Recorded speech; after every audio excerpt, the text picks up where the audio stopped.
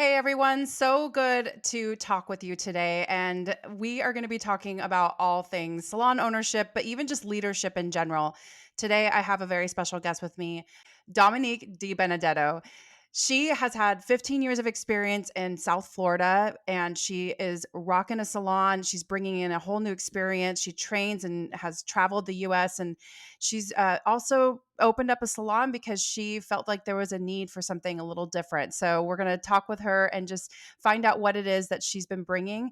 She also has been taking on a new venture. She's taking on creating wigs. So she just launched a new company, Wigs by Dominique, and I'm really excited to talk a little bit more about that with her as well. So please give a warm welcome to Dominique. Hi guys. Hey, girl. So thank you once again for hanging out with us today and just I'm excited to pick your brain. You know, you and I met in the virtual world through our friend Nina, and the way that you speak, you're such a great orator. You have strong leadership skills. You rock that confidence, and I feel like you have a lot of knowledge that you can pass down, especially with your years of experience, and even just opening a salon in the last few years and having to ride the wave of the pandemic and all the things, the treats that it's been bringing to us. So I just want to segue right into telling us a little bit about that journey. Like, how did you become a salon owner? What led you to want to opening up your own salon? Well, when I started doing hair, there was no suites available, right? So it was we go to school, we get out, we go work as an assistant, and then we ride that wave of assistant to eventually maybe getting a chair, and then we build, and then what? Then we rent a chair, right? So so that's what I went through for a really long time, and where I live, there are salons everywhere, just like everywhere in the US. But we didn't have leaders, we had bosses. And I think when they had good ones come out of school, and there's so many of us, like, gems, and with the proper leadership and the guidance, who knows where we could have been by now. But I think my age group had to come up in a really like weird way, where we were before digital, but like we were the first generation to get an iPhone. So I was like, in my 20s when I first got that piece of technology in my hand, and I didn't even know what it was going to unlock for me. So I was renting a chair for a long time after I had done the commission salon thing, and my commission salon that I worked at were a mess. You know, I felt like I wasn't growing. I felt my clientele was like, I was doing great. I was thriving, but you can only hit somebody else's ceiling so hard. And eventually I went to run a chair. I didn't know how to run a chair. I didn't know anything about business. I didn't know what a profit was. All I knew now is that I'm running my own thing and I have all this money. And I didn't know really what to do with like profit costs and how to run like just everything. Well, a year went by and I figured it out, rocky, but I was able to kind of dive into entrepreneurship on top of my hair business. And then we come into the solo world, and solo opened up, and I just knew that that's what I had to go do, because renting in this space, it was never my business. So I was under the umbrella of my salon owner, who didn't really share the same views and culture that I did, that I wanted to bring my clients. So my only choice at that point was to go completely independent, and go into a solo suite, which is, you know, at that point, my dream come true. I thought that was going to be my end all be all. That's where I was going to finish out my days as a hairstylist, the ultimate freedom. Well, it wasn't, but it taught me a lot. It taught me a bottom line. It taught me what even that meant. It taught me how to balance, how I needed an assistant, how much income I need to come in, and how all the money that I'm making doesn't mean that I'm making all that money. But I did very well. I had a large double, I had a full time assistant, and we rocked it. But as I hit my own creative ceiling, and I needed more, um, I was at the point where I could no longer take any new clients. And I was at a point where I was like, either I have to raise my prices so substantially that I would literally cut off all of these clients that I've had amazing relationships with for 15, no, 10 years at that point. Or I would open a salon, build a team, and maybe offset them, and maybe bring in some new blood and train, and maybe open an environment where it didn't have to be so cutthroat, because our business has that stigma still. It's changing, but it's still there. Um, and when I even told people that I wanted to open a salon, they're like, "Oh, you're crazy. It's so drama. It's so petty. The women, this, that." And I was like, there has to be a way that I can do this without that. There has to be. And I could see that the trends in the business and the industry, with people starting to support each other, were changing. And I felt that I came in at a good time to do this. I had no money, not enough to start a salon anyway, not like these beautiful salons that we're seeing on Instagram, like millions of dollar build outs. And I didn't have that. I had 30 grand that I saved in tips. And I opened my salon with $30,000. Uh, and I did the bare minimum with the renovation. And fast forward, 2022, that salon will expand, double in size, and hit $1 million. Wow, that's so substantial. I mean, I kind of want to put a little highlight on this right now because what I'm hearing is that you maximized where you were before you expanded into the next phase of your life, and having your suite, you got to see what that life was like, and even though you had a different picture in your mind than the reality of it, it was almost like training wheels for you to be that strong leader and to be able to expand into the space that you are. And how awesome is it that you are now able to double in size from 2019? So I'm curious, like, what are the biggest challenges that have come up for you in owning a salon and just trying to both balance like working behind the chair and serving as a leader? I'm seeing now that you can't do it all. And I'm learning how to understand what that means now, and what that means for my next move, because I can't be behind the chair like this anymore. And I'm it's funny that we're having this conversation right now, because I am going through a growing pain as we speak. It's not all rainbows. It is worth every minute, but as we are in real time right now, this week has been these 2 weeks have been probably one of the most difficult um, times I've ever had as a salon owner. Um, I will be just completely candid. I actually had to fire someone, which I'm still sick over. And I have one out with COVID 2 weeks before Christmas. So I'm down, and they're my top producers. So I'm feeling it.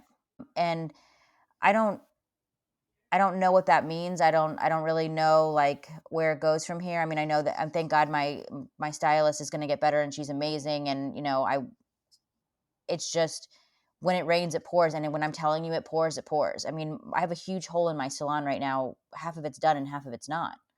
So in ownership, it's like, okay, you have to keep going. You can't dwell on this. You have to kind of, yes, the numbers are important, but you know that you're going to take a hit. You're going to take a big hit, and you have to accept that, and you just got to keep going. Um, Leadership is really hard when things are hard. Leadership is hard when things are easy. You can't be the yes person all the time. You can't please your clients every second. You can't please your staff every second. It's just, you have to choose your battles, and I'm learning to choose them. And sometimes I choose the wrong ones, and it backfires. And it's how you treat the backfire is really what shows how to be a good leader, and let your team show. And I show my team that I make big mistakes. That's so important. So you just allow yourself to be completely vulnerable. And I love how candid you are in your answers because you not only put a lot of thought into the things that you say, but without giving that like the cookie cutter answers. Um, but you're raw and you're real about it. And I think that's what people really need to hear is they need to know that, yeah, you need to pick yourself up by your big girl pants and just keep moving forward when obstacles come your way. And that's where a strong leader comes in. So if you could wrap everything into like your top 5 tips, I guess, like if you had some top tips to pass down to other people or to our listeners, what would you say to them, like in your leadership role? What are your top 5 tips? My number one is to choose your team wisely. You know what I mean? Like hire slow, fire fast. You know what I mean? Unfortunately, that's just the way it is. We got to move on. Second of all, ask for help, get a coach. We met through Nina. I can't, I, I needed help. Nobody really understands this business unless it's somebody else. Like, you can't just go hire any business coach or motivational um, person that you find on Instagram that says they're going to grow your business. You have to pick the person that knows what we're going through. Also, too, surround yourself around people that aren't just your employees, other salon owner friends that you can trust, that you can bounce some of these ideas off of. You know what I mean? Because it's different. You can't bounce some of these things off employees. You have to bounce them off of other owners, because we do still have different perspectives for the most part. Uh, I think I'm on number 4. Um, you have to work on your business and in your business. And even though that means that you're taking revenue away from your own chair, like, you have to do it. And number 5 is you have to invest in your people. And sometimes you are not going to get your return on your investment with these people because they're going to fuck you. And it is what it is. That is what you signed up for. And at the end of the day, you signed up for this ownership. You signed up. So you can't go around saying, oh my God, our numbers are down, the color order's out of control. Not their problem. You signed up for this. Sometimes things may suck, but this is what you wanted. This is what you got. And now you have to learn how to deal with this. I agree. Like you signed up for it, you have to take that on for yourself, and that's not any of their business. And if it were their business, then they should be owning their own salon. So if they're working for you, then you need to be the pioneer in this journey. Exactly. Right. And I always I don't like being called the boss. Like, I don't like it when they refer to me that way, because I mean, it is true, I do sign their check, but that's it. But I am vulnerable and transparent with them enough to make them feel involved, that they know that, hey, listen, we're hitting a rocky, we're going through some choppy waters here. I need you to kind of help me. I'm going to get us through this, but just know that we're going to come out the other side. Things are going to be a little rocky. I'm warning you. I don't know what that looks like yet, but we got this. Just telling them that lets them know, like, hey, she trusts me to tell me this. She's not telling me everything. I trust that she knows what she's doing. Let me just ride this wave with her. And that's what my team right now currently is doing. So because you involve them in everything, or just the journey, and you share that with them, how do you feel? Like, what does balance mean to you? Because I know balance is one of those words. It's arbitrary. It's different to everyone. I don't have any. I can't answer that question. Like, work-life balance, what is that? I don't know. It depends on who you're asking. Um, I live and breathe this job. You know what I mean? When I'm at home laying in my bed, I guess I'm balancing it because I have my son laying next to me while I'm editing photos and writing captions, or I'm working on a template for our stories for the next day, or we're in a group chat talking about the day. I guess that's the balance for me. Um, I don't think that being in this business, we get that. I will say though, like, I am trying to enforce the 4-day a week work week going into 22 with my staff and with myself. So I can, yeah, so I can at least at least back up what I'm saying, because I'm sitting here saying that we need to work on our business, not in our business, but I'm not working on my business this week. I'm working in it. I'm a full-time assistant stylist, cleaning lady for the foreseeable future. And I'm okay with it. But it sucks. And I'm not seeing my kids as much as I want to right now because the balance is off. So I don't think I come from a era where it is really ingrained in my mind that there is a work-life balance. I'm sure there is one. I just haven't found it yet.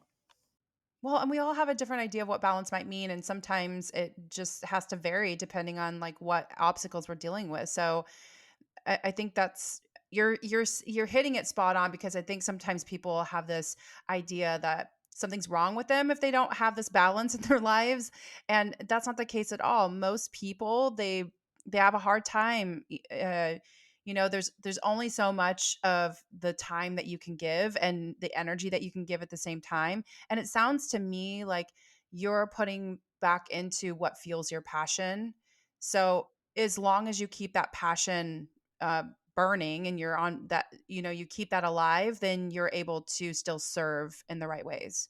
Right. So like I think like if I'm not, I know when my candle is burnt. You know what I mean? And I'm still not there. Like I'm still not there. Like my it's a shit show right now. I it's for real. Um but that's fine. Like I'll still take on more. That's what balance is for me.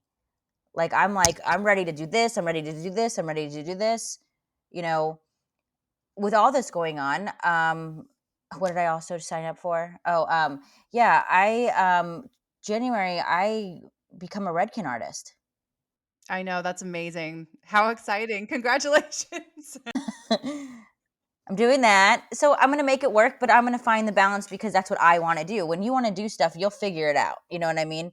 And that's what I tell like even new stylists. I'm like, if you want this, like, don't let anybody tell you that it's going to take 5 years to build a book. Like, if you do the work and you live and breathe this for 10 months, you will succeed. The six figures will come a lot faster than you ever realized with also the right coaching and guidance. And you have to be a coachable. If you have all those things, you're going to be fine. That's the caveat. If you really want it, you're going to just make time for it and you're going to make it happen. So, thank you for saying that out loud. Who has inspired you or influenced you in your career to be the strong leader that you are? Because I love your mindset. And sometimes I think it's like, do you learn that or do you feel like that's something that you have always possessed?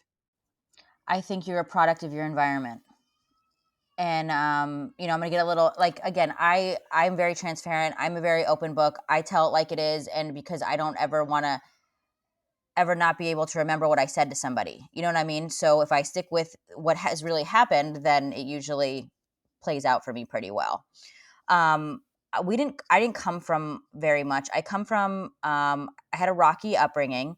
Um, my mom and dad both had substance abuse issues. So I had to grow up really, really, really fast. College was never an option. It just wasn't. Whether it was them, they didn't really hone on academics. I wasn't really, given that pat on the back saying you can do it, you can be anything you want to be. Like that didn't happen for me. It was very clear at a very young age that I was going to have to hustle. It just was, and eventually my parents, picked themselves up.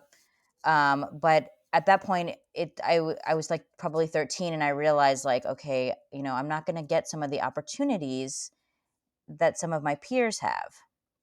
I wasn't very um, academically sound to the point where I'd be getting scholarships or, I was going to have this full academic career. I knew that I needed to learn something. Again, like I said, we didn't really get the whole like you're the best, you can do it. Like it was very, hey, you're not you're not really smart, you need to figure it out. And I had to go to work at 14 because I had to make money, and I started working in the restaurant business, and that's I think where the hustle came. You learn how to hustle.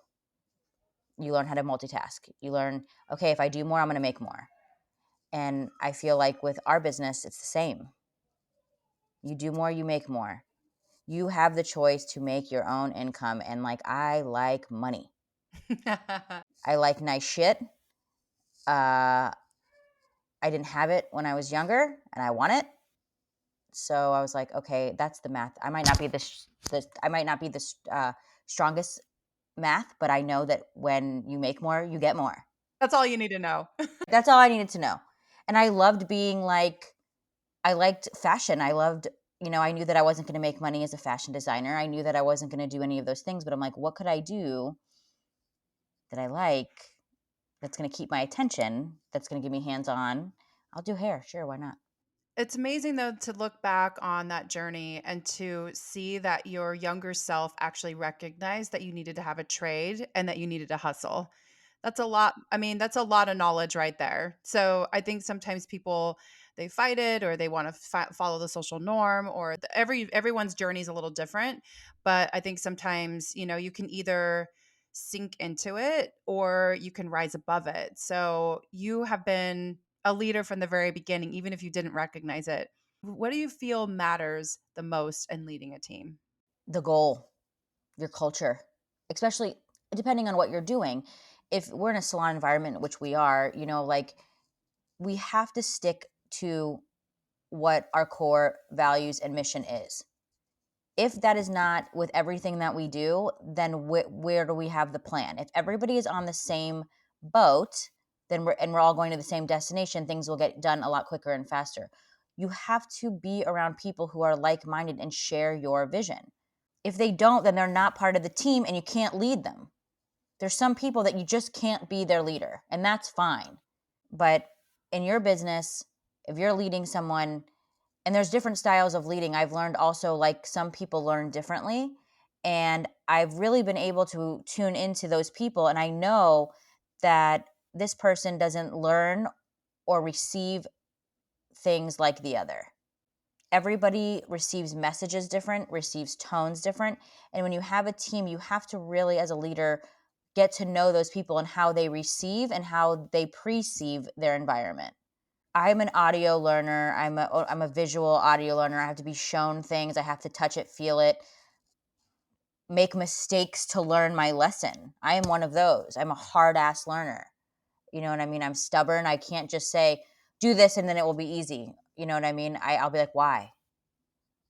I do have one of those on my team, and I didn't understand her for a long time. I thought she was questioning me, but she was just trying to learn in her way.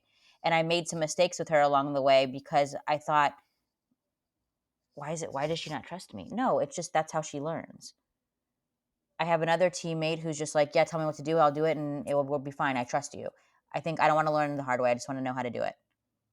Or even how you need to take time to really appreciate them for who they are and what they have and what they're bringing to your table, and trust them.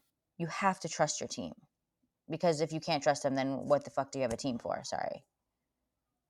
You know what I mean? I know that now I'm not the strongest at uh, making plans, like with, salon events or stuff like that. And now I have somebody that I'm able to delegate. Leadership is delegating to the right people, and I feel like they show you who they are over time. They'll show you if they're there, what they want to do. They'll ask for more responsibility. You can kind of feel that. And when they start to show that they can do more, that's when you give them the challenges. That's when you give them more. And if everybody is doing different things and everything gets done, That's beautiful. Leadership is delegating. Just in a nutshell, I love that. that's it. And you learn delegating to the right people, and you will not everyone that comes to work with you is going to work. People need to understand. Like, I hate when I hear, oh, I can never find anybody that wants to work. That is the most dumbest thing I've ever heard. Open your eyes and put out what you want back. And look at yourself. Yeah. Like, what are you doing?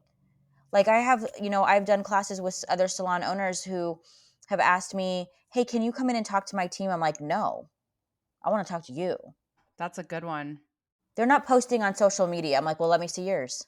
Like, okay, well, my team doesn't post pictures. Well, do you even have an Instagram? Do you have any of those social channels? What makes you didn't earn the right to show them that, to tell them that? So just like before we were, recording, we were talking about makeup. Like, if I don't show up looking the best, why would you? Like, these things are not hard. Like, they're just not. Pandemic aside. And I feel like that's a whole other, lean on thing that everybody is using as an excuse. No one wants to work since the pandemic. Yes, they do. Yes, they do. And the clients are out there. Trust me, they are. And they got money to spend.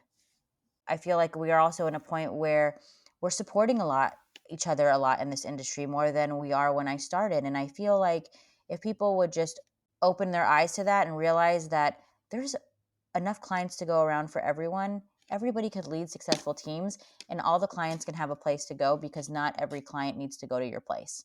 Exactly. Not everyone's for you. You're not for everyone. Absolutely not. I have clients that can't, they sit with me and they can't stand, they probably didn't like me and they wrote a bad review.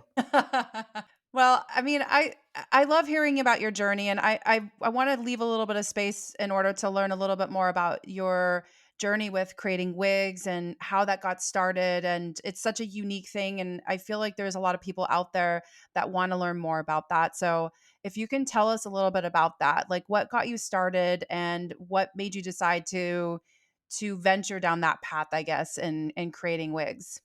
Well, I suffer from multiple areas of hair loss myself. So I have what's called androgenic alopecia, and I have polycystic ovarian syndrome. So both of those things have, I guess, been my vessel to figure this out, because as a hairstylist, we have tips and tricks that we use to hide or conceal things for people. And I had all of them. I had the topic, I had the fusion, and I wore my hair really, really short. And with the second kid, I mean, I don't know. It just, something made it already worse than it was. And I started to really, I'm 37. I'm 36. I think in my early 30s, I had said by the time I'm 40, I'm probably going to be in a wig with the way that this is looking. Well, it's true. I am in a wig. I'm wearing one right now. Um, I started to try to order things online, and I started to get them in the mail probably around like the pandemic time. And they started coming in the mail. And as a professional hairstylist, master colorist, cutter, I mean, I would open this box and I would put this thing on my head and I'd be like, how, if I can't do this, how are regular women who suffer with this supposed to do this? Like, it looked like I kept looking like I went to Party City and put a costume wig on. It's so bad. It's so bad. And they're so expensive. They are. Thousands of dollars. Like, and there's a couple of good brands out there, but there's also people that sell these things that they're not professionals. They've YouTubed themselves as colorists. Yeah, that's so true. It exists. So I started to really dive in and figure this out. And I started creating, well, during the pandemic, we didn't really have an option. You guys, I'm in Florida. So like our COVID shutdown was definitely not as long as others. So I was out of work for 8 weeks, but even being out of work for 8 weeks, I'm like panicking. Um, so I started buying these wigs online, and my salon was closed. So I started bringing them back to my salon and coloring them myself. And then I would put them on my social media, and people would be like, "Oh my God, can you do mine?" I'm like, "Cha-ching." So then I started having people mail them to me, and then I would color them, and then I would mail them back. And I charged like double the price of what a regular root touch-up costs. And that's how it happened. And then I'm like, okay, I gotta figure this out now, because I'm doing all of these other wigs, and now I'm inspecting these wigs. I'm studying them. I'm looking at them, and I'm you know finding them and trying to find where I can find them. And I finally found a factory, and I started gambling with my savings account and buying them and bringing them back, and now just offering them to people. And I started wearing them and posting about it and being really open, showing what I look like without a wig, how it is embarrassing, but toppers and wigs can totally change your life. And I've had a couple of clients where I've looked at them straight in the face and been like, listen, stop wasting money on me coloring your hair. What a good point. I never even thought about it that way. Like, it's nothing, any picture you bring me, I'm not going to be able to duplicate it. And there's so many women that this demographic that we do not cater to a fraction of the women that have this issue, because they don't go into salons because they're petrified. They cut their own hair and color their own hair. I'm like, it's amazing what some of them can do with concealing the products they found. I mean, they're very, very innovative, I will tell you. So my new passion project or power, is now I want to bring this into the light. For some reason, extensions are always glorified as luxurious, amazing, high end, but wigs are not. There's a stigma, and people are embarrassed to talk about them, wear them, because they're associated with being sick.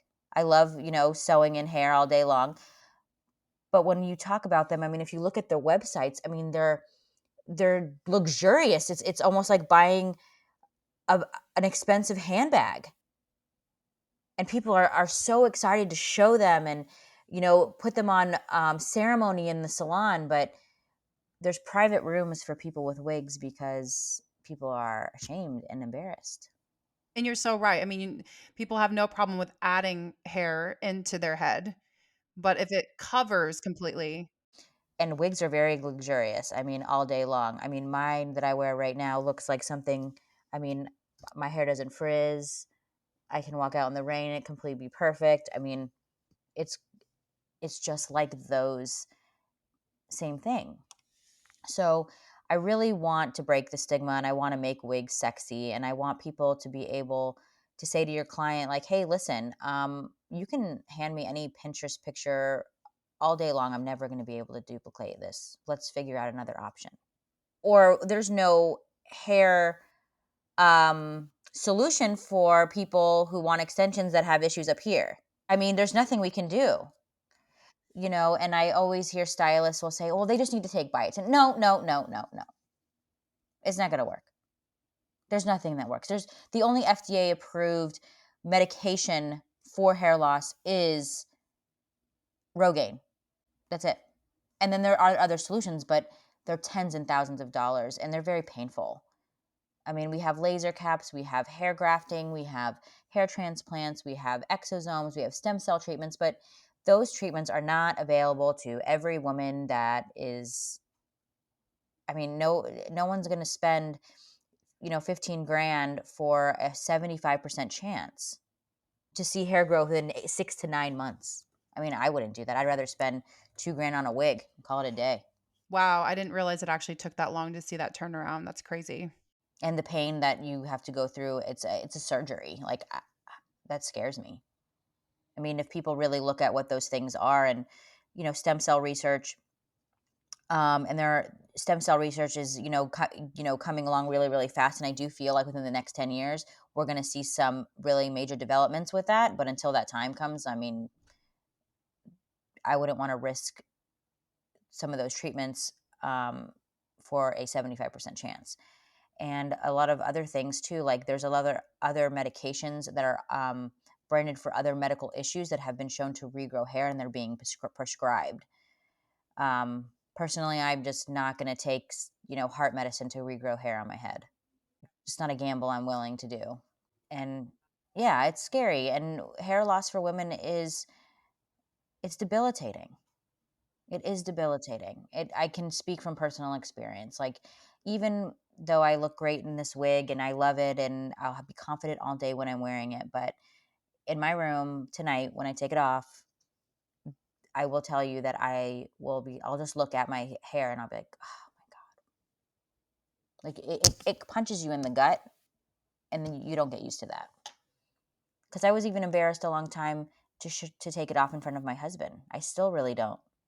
Like, I'll always, like, he'll, like, go in the other room, and then I'll take it off and, like, I'll have my regular hair, but he doesn't notice that I'm doing that. But I just still to this day feel weird taking it off in front of him, and he's been such an amazing supporter. He's always like, "Ooh, make a blonde one. Ooh, make a," you know, "I love the length. Oh, I like this one." Like, he's so supportive. And there are men out there that would not be supportive to this with their wives or their girlfriends. The cost alone. Yeah, but you're right. There's a social stigma that's attached to it. I think you nailed it. I mean, I think that's the reason why so many women feel shameful of it, even though it happens to so many women. There is. And for whatever reason, there's a big hair loss community on social media that I've actually learned about and have tapped into for the past year. And it's amazing. They're very supportive of each other. And they all share, there's some, big social influencers that are, bringing this into the light. And I'm happy, but I wish that more hairstylists and more professionals would bring it to the light, because we are the answer. And like I said, a lot of these women just don't have the resources. Even, on the business side, it's very lucrative, just like the extension work is. Um, you'll find that, they don't, most people with extensions will say, or that are getting extensions, I don't know if you've experienced this, but they'll be like, I want to change. I want the length to be longer. I want to change up the color with extension work. I want this whole new makeover. You know, absolutely. But wig women, like people like me, we don't want a change. We want to look like we used to look. So that's even easier. Like people are like, I just want my hair to look like natural. Okay. Like we're not dealing with money pieces. We're not dealing with ashiness. We're not dealing with, you know, Nordic white blondes. We're dealing with, they just want to look like them. That's it. We're not dealing with Moira Rose here. Right, exactly. And even if we are, it's easier to achieve with a wig than it is with than color. Absolutely. I'm sure everyone can raise their hands when they've dealt with this experience. When somebody sits in your chair, they show you a picture and you're like, first of all, that's a wig. Yes. They don't like hearing it. They're like, well, no, it is. Look, if I blow this up, you can see the lace front. You know what I mean? Or is it extensions? I'm like, all of the bottom is white, Nordic white extension. The only real thing is her 10 inches on the top of her head. That is it. And probably has like 10 highlights. All of that whole bottom from her ears down is all sewn in. No, I'm like, I just feel like this experience has humbled me to a fault. And I was very nervous to even talk about it. But then I realized like the only way that I'm going to be able to show people how this changes is if I show them on me, because I'm very vain. I do all the things. Lip filler. Most of us are. Yeah, like I admit it and I'm okay with it. But I also have no problem, like I'll be in my salon and I'll have a somebody come in for a wig consult or a topper consult and I will just whip it off and they'll be like, I'm like, see, it's fine. And everybody will be around. Oh my God, if 2 years ago, oh no, I wouldn't even get shampooed in my own salon. But this is what makes you such a strong pioneer. Like you are a leader through and through, from opening up and leading your salon team to starting this journey with hair loss and just trying to empower other women. You empower other people. And I love that. Please share with everyone, where can they find you? You can find me on Instagram like everyone else, hair by Dom D, very simple. I'm getting into the TikTok thing. That's, I don't know if you guys, I can't, like, one went viral yesterday for the first time. One, and the worst one. But I don't under. So I mean, Hair by Dom D is my Insta. You can look about all things wigs, teams, some motivational stuff, some technical stuff. I love sharing stuff I do behind the chair on the daily. Love making, giving tips on how to work smarter, not harder, build bigger tickets, um, and maximize yourself. Yes, let's do it, guys. I'm also going to put that in the show notes, so it's really easy. It's just one click away. Thank you so much, Dominique, for hanging out with us. Hair by Dom D. You guys can find more information. Just click on those show notes below and make sure you hang out with us next week. We're going to be actually hanging out with Nina Tulio, talking about salon profit with confidence. Let's do this, guys. All right, guys, take care, and we will see you next week.